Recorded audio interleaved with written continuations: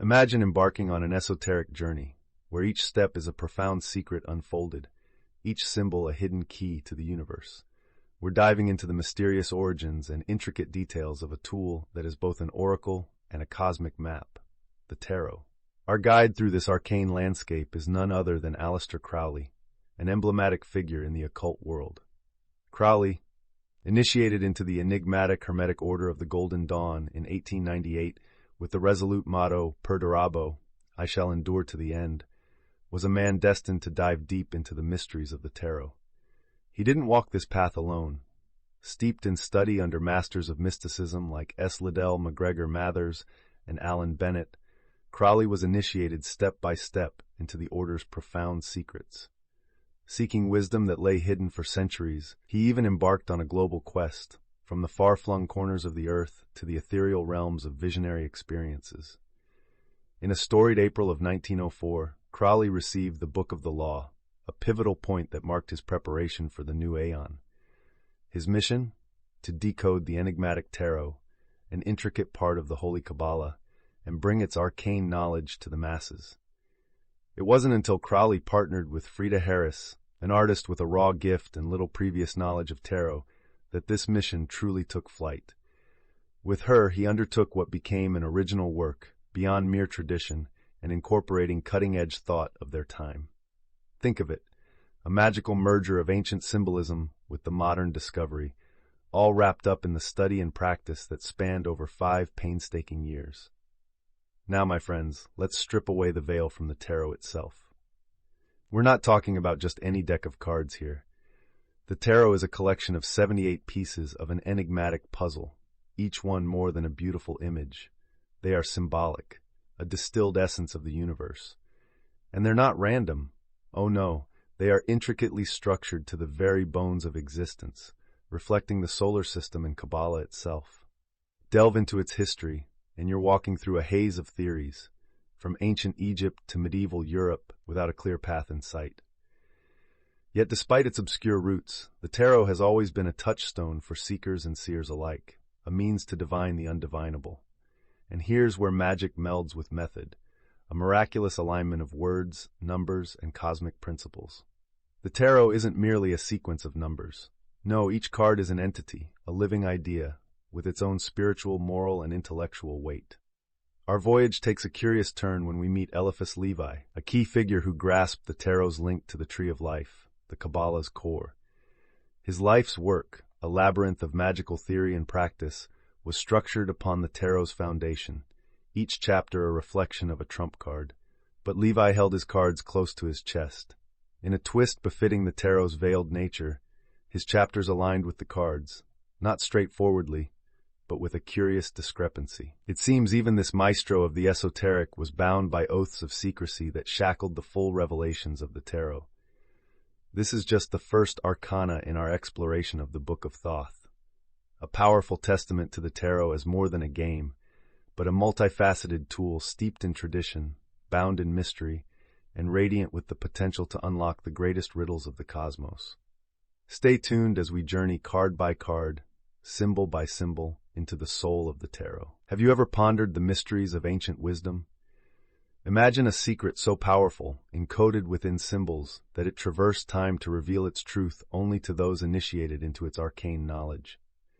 This, my friends, is the realm of the tarot, as intertwined with the enigmatic cipher manuscripts, a convergence point of secrecy, tradition, and esoteric scholarship.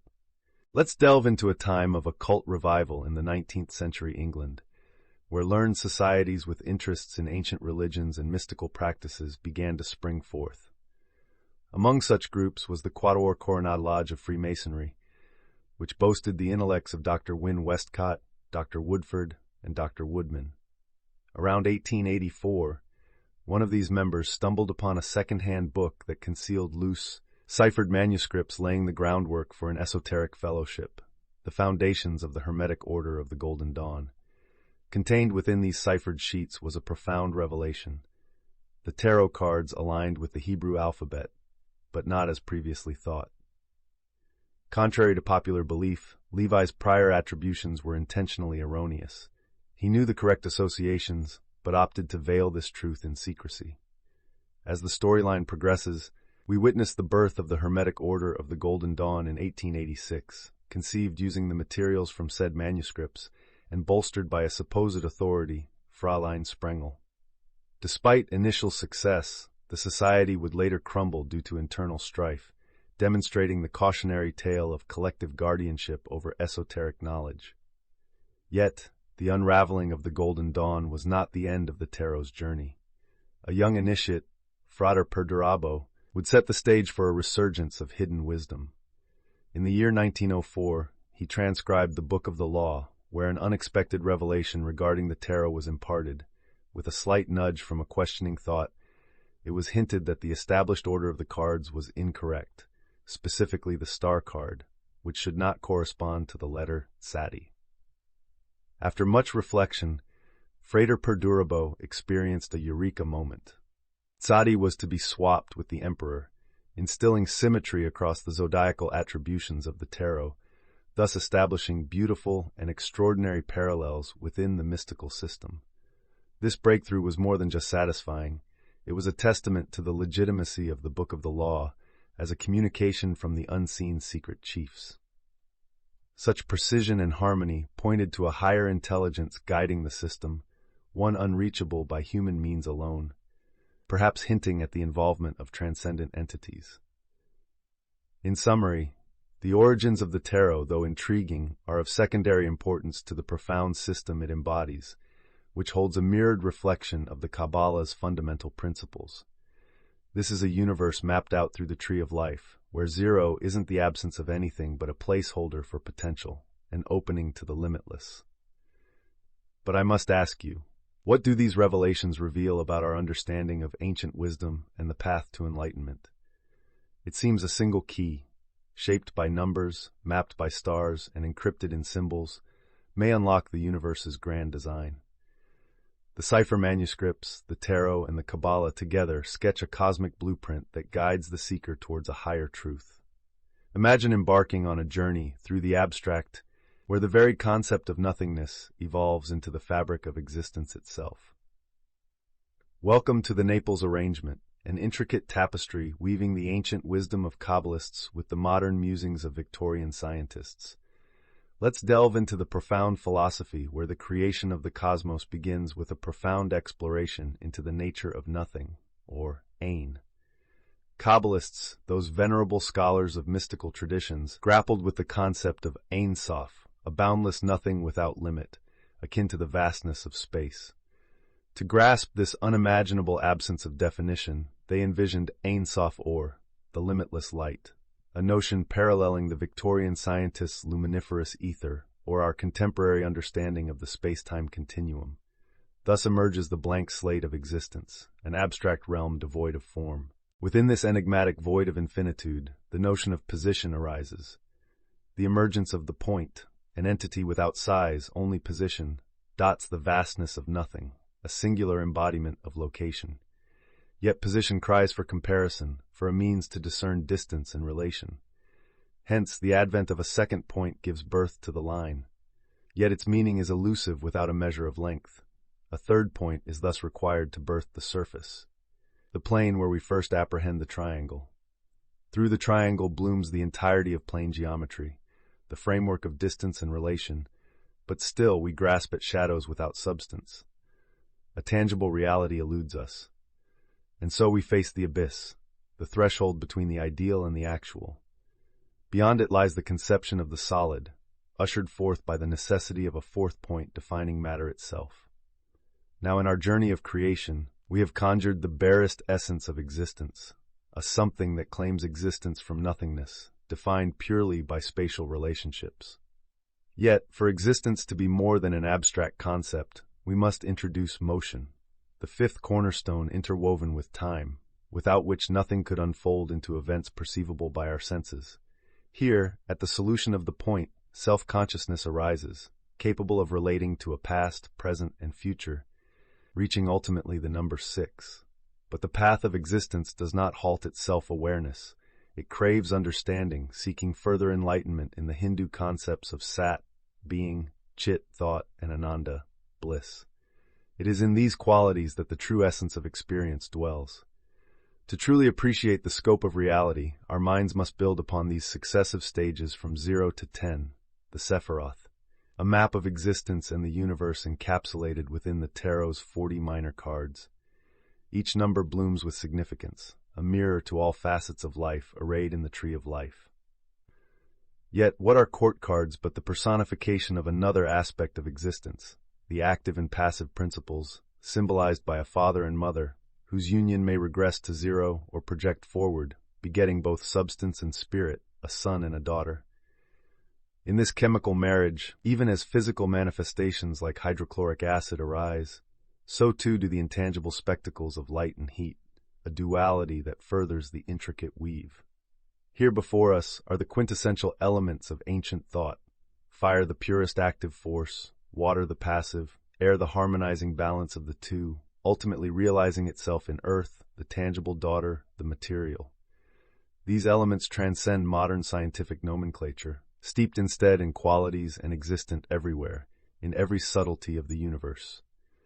In this realization, each element bears profound correspondence: Hebrew letters, the Hindu gunas, and the alchemical principles, for everything is built upon these threefold principles. Thus the court cards and their elemental dualities come into play, shaping the universe's very fabric. Ladies and gentlemen, this marks just the beginning of our odyssey into the Book of Thoth. Through the Sephiroth and the tarot, we are unraveling the grand tapestry of existence, spinning a thread from the loom of nothing into the rich substance of everything. Join me next time as we continue this journey, delving deeper into the mysteries the Kabbalah and the cosmos itself have to offer. What if I told you that the secrets of the universe could be found in a deck of cards? Is it possible that mere images and symbols could decode the complexities of life and existence? Welcome to a journey through the enigma that is the tarot, as captured in the Book of Thoth. In this profound exploration, the tarot's court cards, comprising the king, queen, prince, and princess, are depicted not merely as characters, but as deep symbolic representations of familial structures, embodying dynamics of power and heritage. The Kabbalists designed these embodiments of father, mother, son, and daughter as not just familial roles, but as fundamental cosmic principles that interact with and evolve within the ceaseless dance of creation. These characterizations are slightly twisted in an intricate web of alternative titles: knight, queen, king, and princess, introducing rich layers of meaning. The perplexing nomenclature, however, proves to be deliberate. Rooted in the mix-up is the tale of the tarot's fool, a wanderer who triumphs through wit and not birthright, the quintessential self-made victor. The legend traces back to ancient practices of selecting successors not by blood but by capability and valor. Now, these personas don't manifest in isolation. They align with the elemental suits of wands, cups, swords, and discs, each suit corresponding to fire, water, air, and earth, respectively. The elemental attributions are not random. Each has a specific place within the tree of life, a foundational Kabbalistic symbol comprising 10 spheres or emanations, known as Sephiroth. Each Sephiroth correlates with numbers, signifying various spiritual and physical aspects of existence. These numbers and their associations depict a comprehensive map of the human soul, inviting us to explore beyond the superficial and into the essence of our being. But the deck presents more than numerical and elemental representations. Its 22 major arcana, or trumps, open the door to the forces between the Sephiroth. These are not simply illustrative symbols, but points of dynamic interaction, reflection, and transformation. We're talking about the pentagram of elements: fire, water, air, and earth, and their interplay on the universal stage. These trumps, each tied to an essential concept like an astrological sign, element, or planet, transcend their roles as components of a universal structure by developing distinct and almost mercurial identities. They don't only depict core aspects of nature, they relay specific spiritual mysteries and narratives. This is where the tarot becomes more than a map. It becomes a living, breathing oracle. Finally, the tarot spreads its wings fully, revealing a second tier of meaning beyond its formidable structure. It's as if the tarot exists simultaneously as a blueprint of the cosmos and as a dynamic, evolving force shaped by the custodians of esoteric wisdom to address the ever-changing human condition. Modifications to the cards across generations signify not mere shifts in design, but deep adaptations in esoteric guardianship. This first segment from Part 1 of the Book of Thoth peels away one layer of this mystical onion, revealing that the tarot and its intricate system of images and symbols are more than just cards. They are a profound tool for understanding, a text of ancient wisdom, and a foundation for transformational thought. There it stands, a universal key to unlocking the secrets that lie within and beyond ourselves, beckoning us to delve deeper into the elemental and astrological symbols that reveal the dance of the cosmos and our place within it. Welcome, fellow seekers of ancient wisdom and modern truths. Have you ever wondered if the past lies dormant, or does it live on, shaping our future in ways we barely comprehend? Sit tight as we unravel the mysteries of time and tradition. We dive into the rich tapestry of the Book of Thoth, where the very fabric of time is in discussion. Our current civilization stands on the brink of a transformative era, an aeon that waits 2,000 years in our future, predicted to be symbolized by the double-wanded one. An aeon, my friends, is not just a measure of time, but an epoch characterized by a collective consciousness and a dominant magical reality. As we stand here, beholders of a new aeon, we can see the dramatic shifts from our established norms. It is laughable, if not futile, to cling to bygone customs and practices. The rituals of yesteryears are fading into darkness, unable to contain the light of what's to come. The challenge and commitment of the scribe, our guide through the arcane, is to preserve the timeless essence of the tarot, while rejuvenating it to align with our period's insights. The tarot, a mystical tool, reveals the perennial wisdom that underpins our existence, yet it must evolve with the aeons, avoiding the stagnation that comes with irrelevance. This scribe, our knowledgeable friend, navigates between preserving the eternal and endorsing, sometimes even radical, advancements. This balancing act ensures the tarot remains a beacon of progress rather than a relic. Embracing change while honoring the everlasting, we find a path forward, with one foot rooted in tradition and the other stepping boldly into the unknown.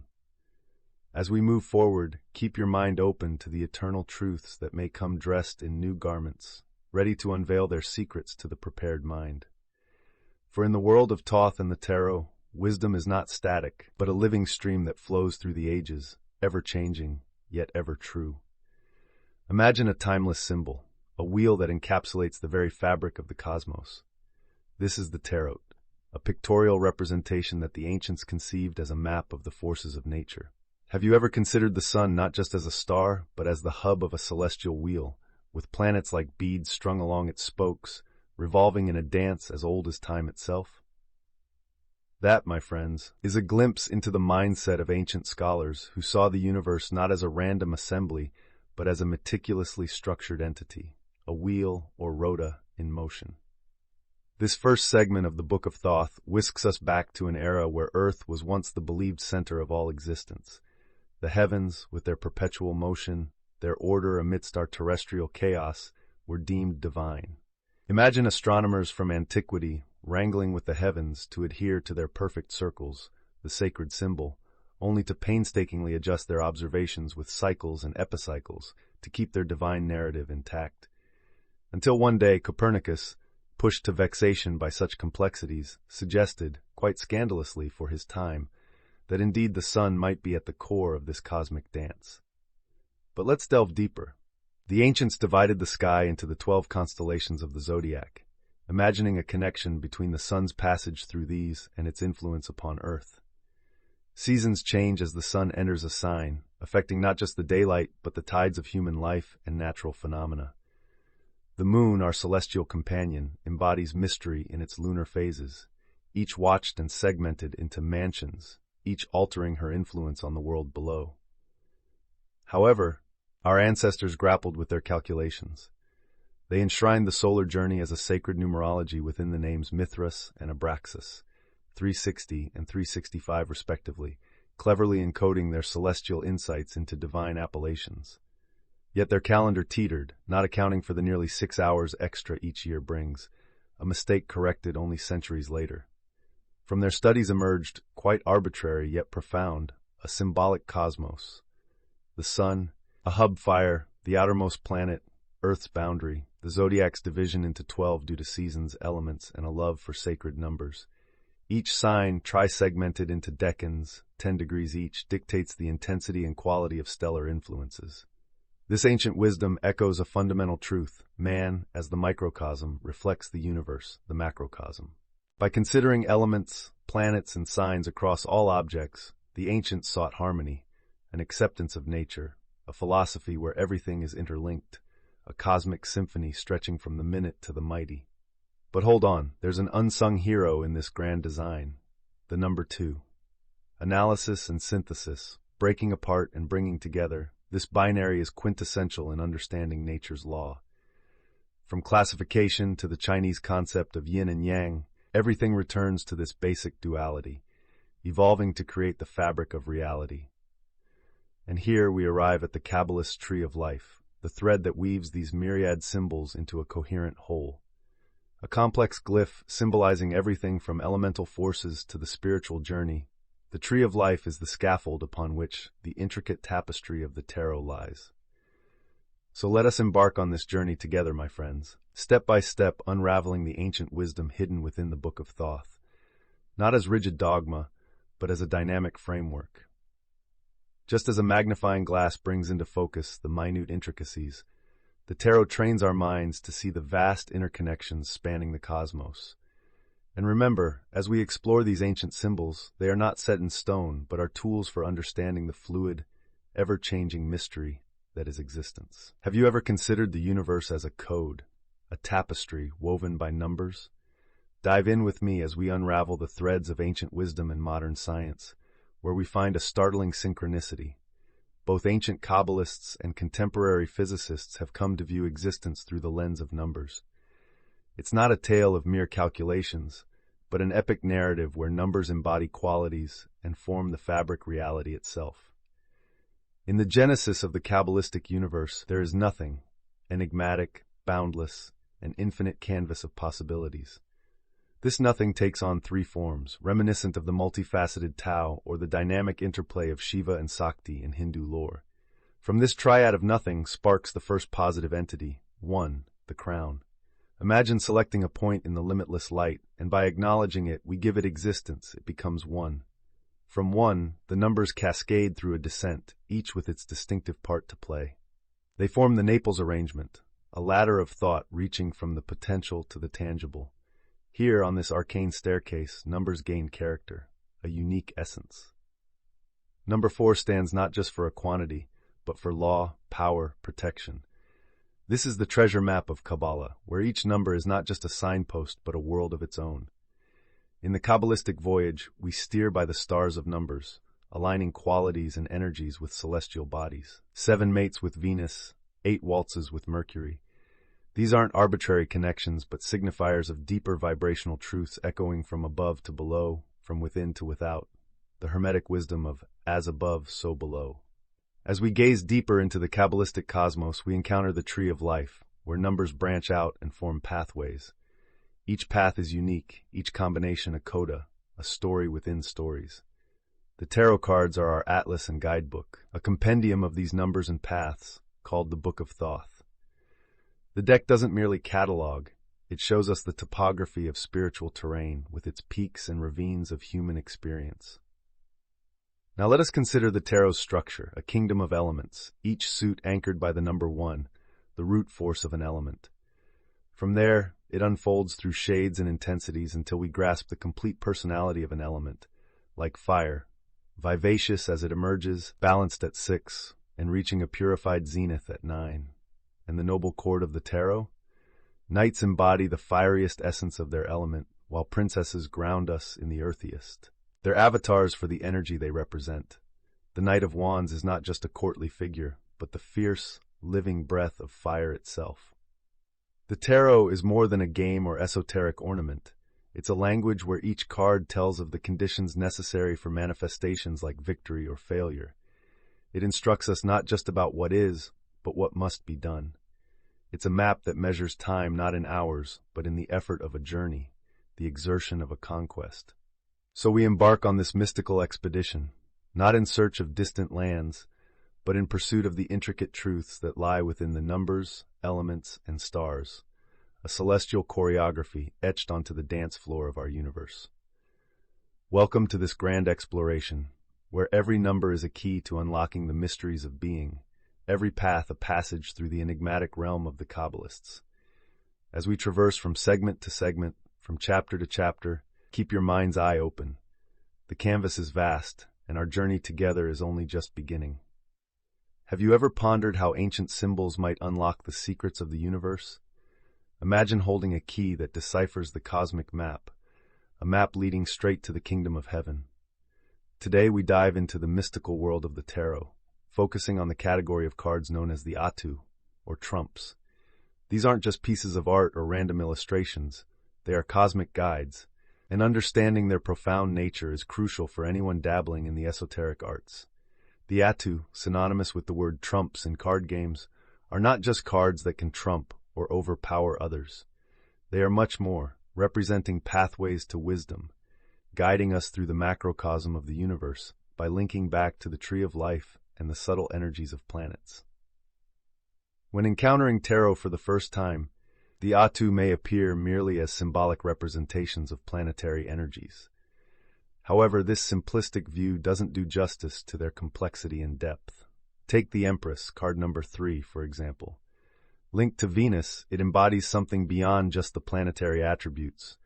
We must consider it within the rich tapestry of the whole tarot system if we want to engage in meaningful divination or spiritual reflection.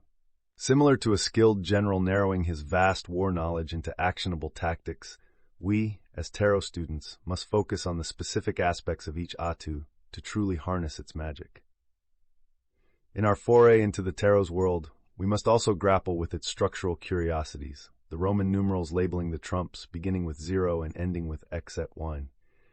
Traditionalists often bungled their attempts at interpretation, especially with the Fool, placed at number 0.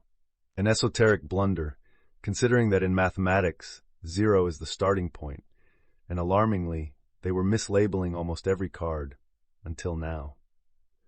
Through the lens of esoteric Kabbalah and the shake-up of the Hermetic Order of the Golden Dawn at the turn of the 20th century, the true order of the trumps was revealed by matching the mathematical understanding of 0 and realigning the cards. What seemed like a stumbling point, the peculiar numbering of cards 8, adjustment, and when, lust, turned out to be a deliberate esoteric arrangement, further aligning the tarot with the zodiac and ancient mysteries that call for a deeper, not superficial understanding.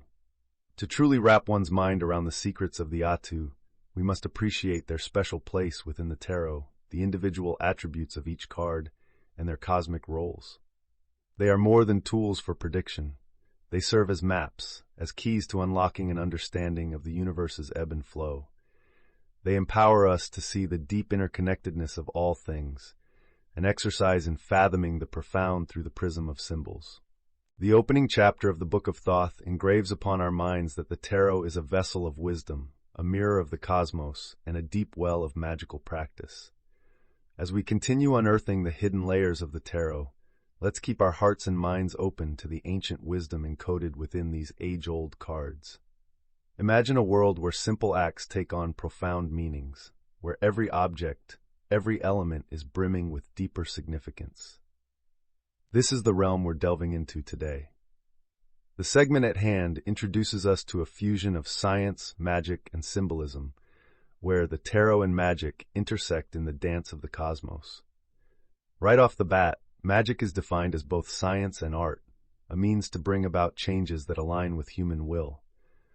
This isn't hocus pocus we're talking about. It's a system based on intense study and understanding, equivalent to the rigorous methodologies of modern science. In antiquity, Greeks observed the strange attraction of amber, called electron, to light objects after rubbing it on silk, a phenomenon left unexplored due to the constraints of religious and philosophical dogmas. It wasn't until centuries later that this observation was linked to a broader context of electrical phenomena, showcasing a seismic shift from qualitative to quantitative science, from loose analogies to precise measurement. However, with the rise of stringent scientific methods, something vital was lost: the inestimable and indeterminable elements of the universe, and along with it, many human values. The tarot cards revive this ancient approach to the cosmos. They may incorporate precise calculations, but they never overshadow the intangible realms. These cards embody a synthesis of properties, such as the Five of Wands card, which encapsulates conflict within its symbol, influenced by fire, a numbered position, and astrological associations. It can be interpreted differently depending on whether it's used passively for divination or actively as a guide for behavior. According to the old worldview, every natural object is infused with a spirit, from the smallest pebble to the mightiest river. Ancients believed that with the right knowledge and application, one could communicate with these spiritual entities. This idea extends to the tarot cards, which are seen as living beings in themselves, each governed by angelic forces derived from the Shem Forash, the 72-fold name of God. These innumerable spiritual beings, from celestial to demonic, seem like a daunting web of intricacies, but in reality, most tarot users need not delve so deep into these esoteric intersections. The card's vitality could be lost if one gets too immersed in the pedantic attributes rather than the intuitive practice. Moreover, the tarot is woven with rituals of invocation and evocation, the pure aspiration to the highest form of oneself, and the objective summoning of beings, possibly with conflicting intentions. In learning each card, one attempts to embody its essence, occasionally even summoning its ruling intelligence. While modern science proudly discarded the mystical, it has ironically looped back to notions that sound remarkably spiritual. Mathematical conceptions of matter and the universe today edge closer to the mystical visions of the likes of William Blake, indicating that we are perhaps not so far removed from the ancients after all. In sum, this segment unravels the intricate tapestry where the tarot's rich symbolism intertwines with the theoretical frameworks of magic, evoking a landscape where ancient animism and modern philosophy share a mysterious but undeniable connection. What if we've been looking at the mysteries of the universe all wrong? Imagine a world where ancient wisdom and modern science converge, offering us a new way to understand the relationships between all things. Dive with me into the heart of ancient mysticism, where we uncover the disciplined approach of magicians and Kabbalists to the sacred mysteries they revered. These seekers of truth acknowledged that their mystical understandings needed a solid foundation, an idea of measure, much like an artisan needs a ruler or a doctor, a thermometer. The old world magicians faced challenges with the precision of their tools and measures. Imagine an elastic tape measure trying to capture the exact length of a table. Their measurements were fluid and subjective, hinged upon personal interpretation, much like early physicians relying on instinct over modern diagnostic equipment. Our journey starts on page 47, at the intersection of ancient and modern chemistry, where alchemists believed substances, in their essence, were alive. They perceived materials not as mere measurable entities, but as living beings, a stark contrast to current scientific thought, where every element of the human makeup is quantifiable but falls short of capturing the essence of being human. Consider the alchemist's view on opium. It's not just the isolated chemical morphine with its direct and violent effects, but a symphony of over 20 different elements harmoniously interacting. It's akin to choosing between experiencing a complex wine and settling for a synthetic spirit. The essence matters. Venture then to the lush landscapes of Venezuela, where the indigenous people chew coca leaves, harnessing the stamina for incredible physical feats without succumbing to addiction. Meanwhile, refined cocaine tells a tale of caution, an example of the ancient wisdom that a living interaction between human and plant is crucial. In essence, befriending nature rather than mastering it. On page 48, our narrative leads to the adepts of the tarot, practitioners who engaged with nature slowly and respectfully, allowing time for their concoctions to bask in natural influences. They embodied the belief that living stones should be meticulously placed to build a living temple, each tarot card a living being, with its own diplomatic relationships to consider. This is the heart of our tale, a call to reawaken our understanding, to embrace the careful and temperate processes of nature as those attuned to the tarot did, recognizing the life in every element and in every card as we approach. Part 2. The Keys or Trumps. to be further explored, but this is where we pause, with a promise of deepening our understanding of the interconnected web of existence and the living beings that form our world, and how we might learn to dance with it rather than directing it.